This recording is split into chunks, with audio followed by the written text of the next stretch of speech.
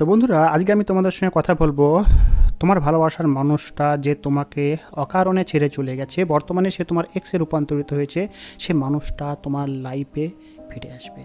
এবং এই ফিরে আসার জন্য যে তোমাকে তোমার তরফ থেকে অনুনয় বিনয় করতে হবে, হাতজোড় করতে হবে, কান্নাকাটি করতে হবে, রিকোয়েস্ট করতে হবে, তার হাতে পায়ে ধরতে হবে, কোনো কিছুই করতে হবে না।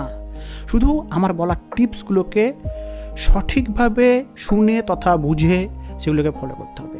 বাকিটা আমি তোমাদেরকে গ্যারান্টি দিচ্ছি যে তোমার ভালোবাসার মানুষটা যে তোমার সঙ্গে বেইমানি করে তোমাকে অনেক স্বপ্ন দেখিয়ে মাঝপথে একাকী ফেলে চলে গেছে, সে মানুষটা তোমার লাইফে ফিরে আসতে বাধ্য। এবার তোমাদের মনে প্রশ্ন জাগতেই পারে যে দাদা, আমাদের ভালোবাসার মানুষগুলো আমাদেরকে ছেড়ে চলে যাওয়ার পরে আমরা তো আমাদের তরফ থেকে বহু চেষ্টা করেছি, তারপরেও তো সে মানুষগুলো ফেরেনি, আর তুমি বলছো সে মানুষগুলো ফিরে আসবে। আমি তোমাদেরকে বলছি সে মানুষগুলো অবশ্যই ফিরে আসবে। কেননা আফটার ব্রেকআপ আমাদের ভালোবাসার মানুষগুলোর মনে কি চলে সে বিষয়ে কিন্তু আমরা ভাবি না, বা অনেকেই ভাবতে জানি না। তার কারণ হচ্ছে, যাকে আমরা এতটা ভালোবাসি, যাদের জন্য আমরা আমাদের সর্বস্ব উজাড় করে দিয়েছি, সে মানুষগুলোর প্রতি আমাদের এতটাই বিশ্বাস ছিল, আমরা তাদের প্রতি এতটাই অন্ধবিশ্বাসী ছিলাম যে আমরা কখনো কল্পনাও করতে পারিনি যে তারা কখনো আমাদের সঙ্গে এরূপ ব্যবহার করতে পারে, আমাদেরকে ছেড়ে চলে যেতে পারে।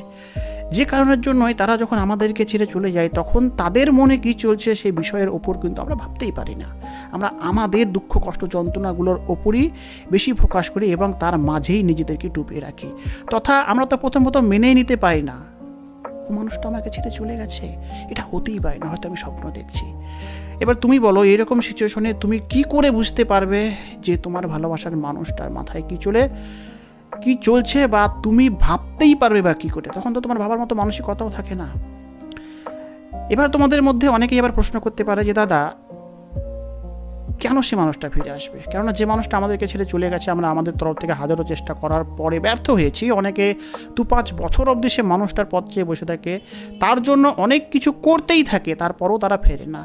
আর আমি বললেই তারা ফিরে আসবে, এই বিষয়ে তোমাদের মনে কোশ্চেন থাকতেই পারে। তো আজকের এই ভিডিওতে আমি তোমাদেরকে বলবো, যে মানুষটা তোমাদেরকে ছেড়ে চলে গেছে, সে চলে যাওয়ার পর তোমাদের কি করতে হবে। এটা হচ্ছে প্রথম পয়েন্ট, বা আমার তরফের প্রথম সাজেশন।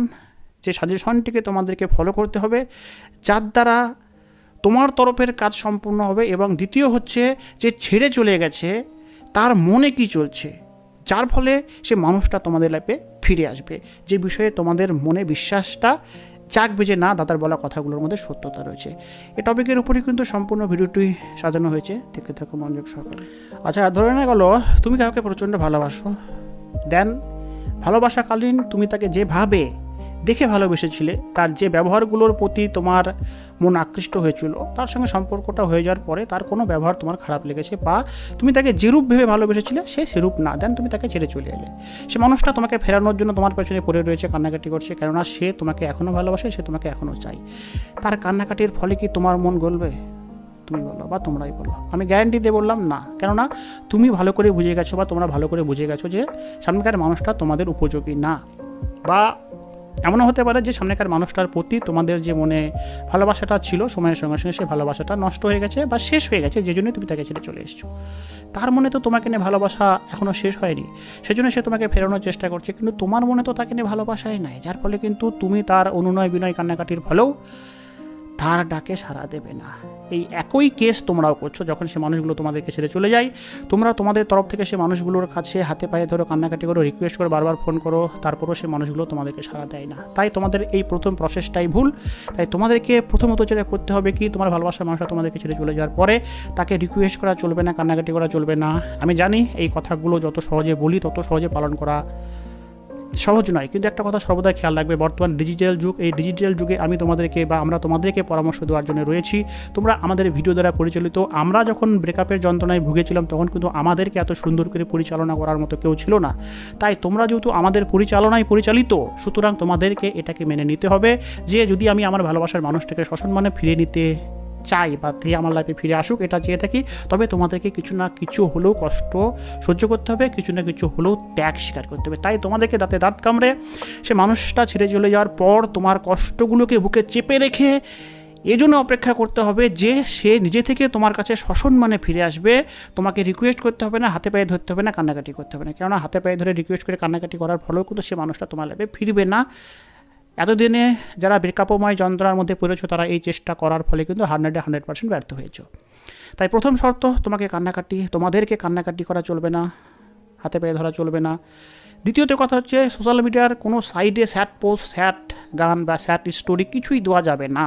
এর পাশাপাশি আনন্দময় কোনো ছবিও দেওয়া যাবে না, কেননা অতিরিক্ত আনন্দময় ছবি দিলেও সেই মানুষটা বুঝে ফেলবে যে তুমি যতই আনন্দময় ছবি তুলে ধরো না কেন, তোমার ভেতরটা কিন্তু তার জন্যই কাঁদছে, বাট তুমি সেটাকে শো করাচ্ছ না বলে আনন্দময় ছবি তুলে ধরছো।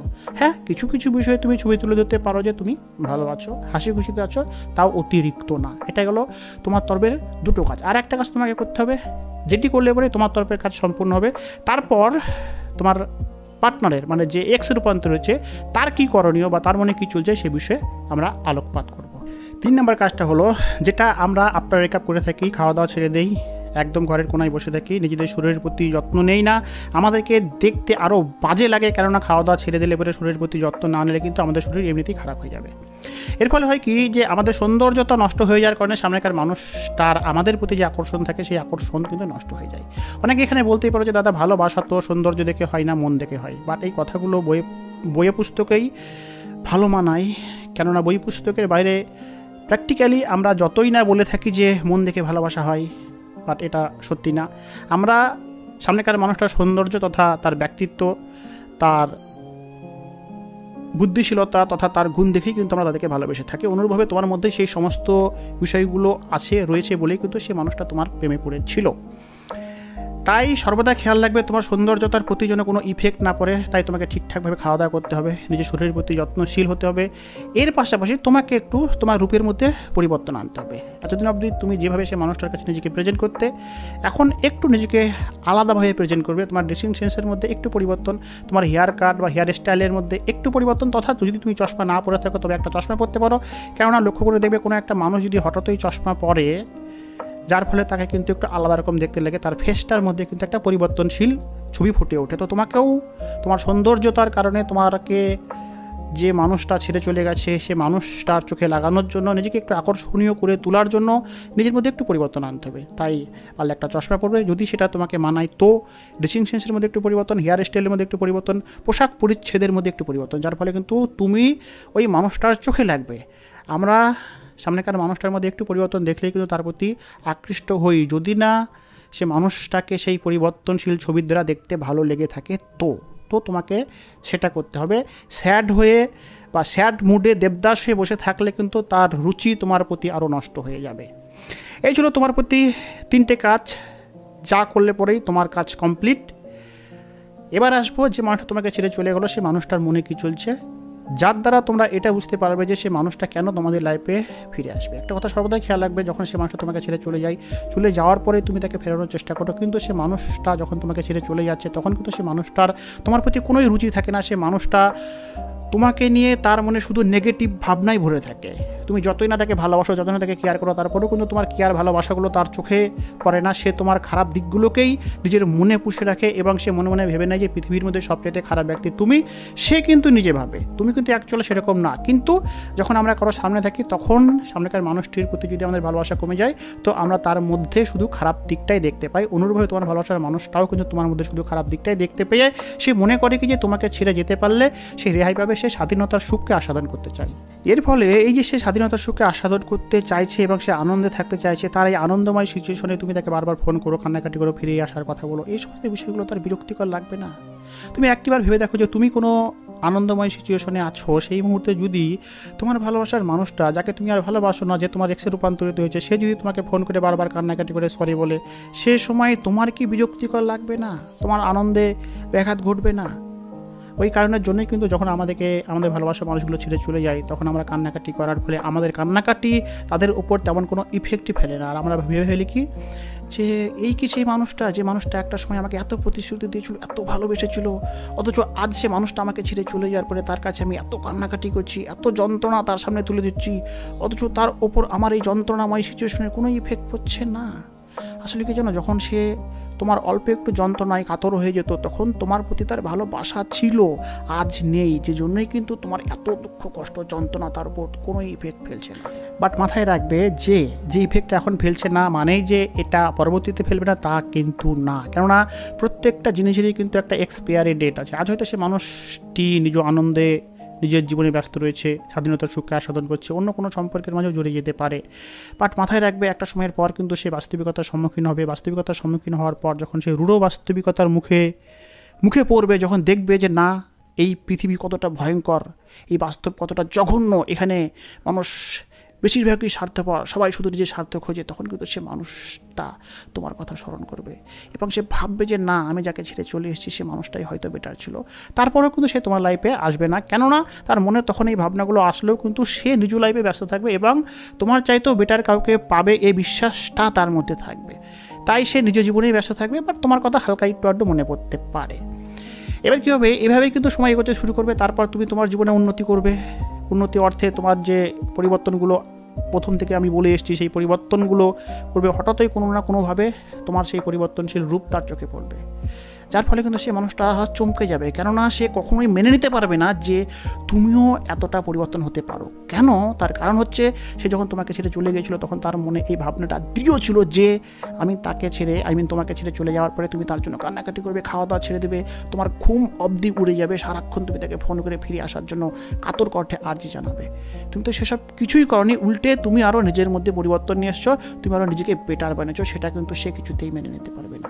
সে ভাবতে পারবে না যে এটা কেমন করে হলো, এটা তো হওয়ার কোনো কথাই ছিল না। কেননা আমরা সবাই কিন্তু এটা চেয়ে থাকি যে আমাদের ভালোবাসার মানুষগুলোকে যখন আমরা ছেড়ে চলে আসবো তখন সে মানুষগুলো আমাদের জন্য হাহাকার করবে, কান্নাকাটি করবে। বাট যখন সে বিষয়টা পুরো উল্টো হয়ে যায় তখনই কিন্তু সেই বিষয়টা আমাদেরকে প্রচণ্ড আঘাত দেয়। মাথায় রাখবে, ভালোবাসার মানুষগুলো ভালো থাকুক এটা আমরা সবাই চেয়ে থাকি, কিন্তু সেই ভালো থাকাটা যেন আমাদের সঙ্গে থাকুক। আমাদেরকে ছাড়া যদি তারা ভালো থাকে সেটা কিন্তু আমরা কিছুতেই মেনে নিতে পারি না। আর এক্ষেত্রে কিন্তু তুমি তাকে ছাড়াই ভালো রয়েছো, সুখী রয়েছো, যদিও তোমার ভেতরটা পুড়ে যাচ্ছে, তারপরেও কিন্তু তুমি বা তোমরা আমাদের পরামর্শ মেনে নিজেকে ভালো রাখার চেষ্টা করেছো এবং সেখানে সাকসেসও হয়েছো, যেটা সে কিছুতেই মেনে নিতে পারবে না। এর ফলে কিন্তু সে মানুষটা তোমার পেছিয়ে পড়ে যাবে, তোমাকে খোঁজ করতে শুরু করবে। সোশ্যাল মিডিয়াতে সে দেখবে আদৌ তুমি কি যেমনটা দেখিয়েছো তেমনটাই তোমার প্রকৃত রূপ না তাকে দেখানোর জন্য করছো। কিন্তু সোশ্যাল মিডিয়াতেও সে যখন দেখবে যে না, তুমি এইভাবেই প্রকৃত রূপে নিজেকে পরিবর্তন করে নিয়েছো, তখনই কিন্তু তার মাথা ঘুরে যাবে। তখন সে বুঝতে পারবে যে না, আমি যে মানুষটাকে ছেড়ে চলে এসেছি সে মানুষটাই বেটার ছিল। কেননা এই রূঢ় বাস্তবিকতার সম্মুখীন আমি দেখেছি এখানে সবাই স্বার্থপর, তুমি তাকে প্রচণ্ড ভালোবাসো। তখনই কিন্তু সে মানুষটা সব কিছুকে ভুলে তোমার কাছে ফিরে আসতে বাধ্য হবে এবং এক্ষেত্রে তোমাকে কিন্তু সেই রিকোয়েস্ট বা তাকে তেল মারা কান্নাকাটি কিছুই করতে হবে না। সে নিজের ভুল বুঝতে পেরে তোমার কাছে নিজে থেকে এসে তোমাকে সরি বলে তোমার লাইফে পুনরায় ফিরে আসবে।